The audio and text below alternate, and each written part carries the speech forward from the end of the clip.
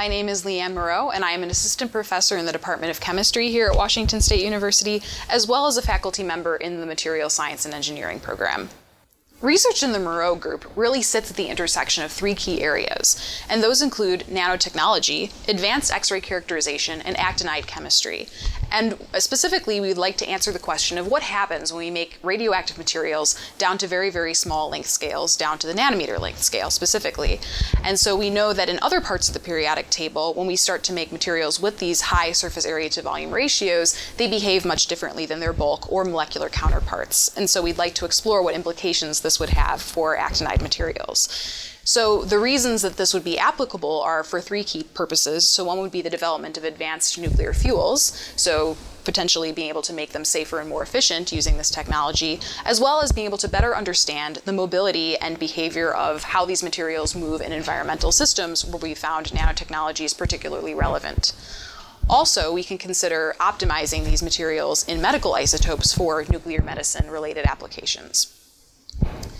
And so, as far as where that takes us within projects in the lab, students generally be working on both inorganic synthesis as well as advanced X-ray characterization. And pairing these things together enables us to really make connections between structure-property relationships within these materials. And so some of our characterization tools are in-house, and others involve going to advanced X-ray tools called synchrotrons in order to collect the data that we will use to be able to understand the behavior of these materials on the atomic and nanometer length scales using X-ray spectroscopy and X-ray scattering based methods.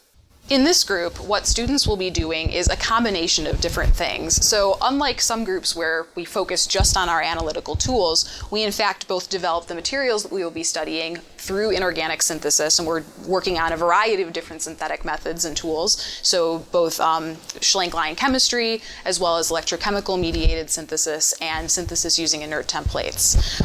So the advanced X-ray characterization involves learning some advanced data analysis methods. These are unusual techniques, so those are particular in development within our group in order to make them usable, and specifically also in working with radioactive materials. So we have to develop containment strategies in order to contain the samples that we're working with, and so that is also a skill that students will learn how to work with those different types of materials as well. Within this group, students develop a wide variety of skills given the connection between the characterization, both standard chemical characterization as well as the advanced X-ray characterization and synthesis. And as far as where that will allow them to go into the future, I don't particularly believe that I should be pushing students to go in a particular direction, but rather allowing them to develop their own expertises within their career plans. Particularly, I think that because a lot of the radioactive materials work is being done at national labs, students who graduate from this group would be particularly well placed and suited if those are their career options. However, given the tools that we use are also relevant for industrial applications and within academia, the career prospects should be pretty broad. Hello, my name is Matthew Haney. I'm a graduate student within the Moreau group. I'd like to show you our kind of rad fume hood setup. In here we have a Schlenk-Liane, which allows us to do our air-free chemistry. It's specifically a radiological Schlenk-Liane, so we can work with radioactive materials. We also have a second one that's over there. But right here we have a reaction that we've actually just finished doing of some uranium oxide nanoparticles. And you might be able to see, but it's kind of like a black-brown solution. We got a condenser to kind of keep all of our stuff from actually boiling out. And what ends up happening with this is that we have basically two sort of tubes. We have one that has argon going through it that gives us an inert atmosphere so that we don't have to worry about oxidation of the uranium oxide nanoparticles because they will very easily oxidize when exposed to air.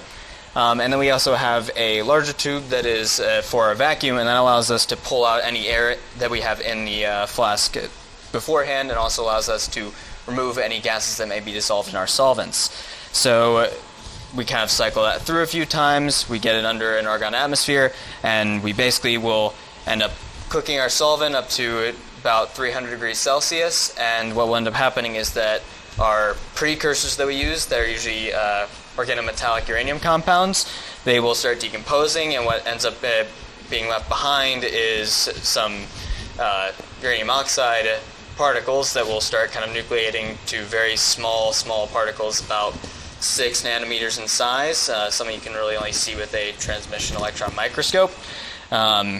And the reason these kind of stay this small is because we also have, in addition to the precursor and solvent, we have these long chain-like molecules that are surfactants, and basically what they will do is they'll coordinate to the surface of these particles, and they'll keep them from aggregating together into larger, like micrometer size or even millimeter sized little chunks of uranium dioxide, which we don't want since we want to look at nanoscale structures.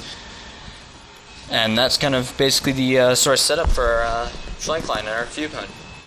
Hello, my name is Will Vance, and I am a graduate student here in the Moreau lab. And what we have here is our glove box setup for radiological materials. As you just saw, we had run a synthesis on the Schlenkline, and when those syntheses are complete, we often bring them here into the glove box through the antechamber. And once we have them in here, this is a oxygen-free environment. It is a pure argon environment, so there is no oxygen of any kind in here, so we can store oxygen-sensitive materials in this box. And what we will do is we will purify them via centrifugation. We have a centrifuge here where we can do that, and as I mentioned, we also keep our oxygen-sensitive precursors in here as well. And I have one here in my hand. This is uranyl acac, which is a bright, pretty yellow that is often associated with uranium compounds. And as you saw from the flask on the Schlenkline, that once the synthesis is complete and it worked, it turns this really dark black-brown material, which is really interesting. But over in the other side of the box here, we have a freezer that keeps the rest of our precursors as well, since it's a pure, ultra-high purity argon environment. There are several reasons why you should consider doing your graduate studies at Washington State University. First of all, and perhaps I'm biased because I work with radiological materials, but this is one of the top places in the US to do work with radiological materials. In particular, we have a reactor on campus, a nuclear reactor at the Dodgen Research Facility, as well as other radiological instruments and infrastructure to work with these types of materials. So having worked at a national laboratory in the past, I can say that we have facilities here that are in some cases even better than what I've experienced in the past in working in that particular area. So if this is the area you wanted to work in, this is a fantastic place to go.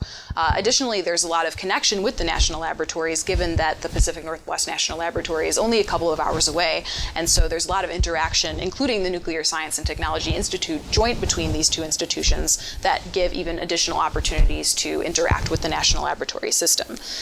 Even though if you're not interested in working with radiological materials, I would say that this is a very open and collaborative department, so that you don't really feel like you're in a discrete research group, but rather there's a lot of collaborative work, both research-wise going on, and just interactions between the different faculty members and groups here.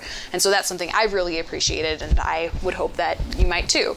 And then a third reason is really the flexibility that's afforded within the program here. So there are a number of different sub-areas where one can choose to focus their discipline within chemistry, and there's a number of variety of courses and flexibility within those courses depending on the subdiscipline that are enabled. And so I know that's something that my students have claimed to appreciate, and that we hope to be able to work with you to tailor your graduate experience to be what you would like for it to be and for you to be as successful as possible.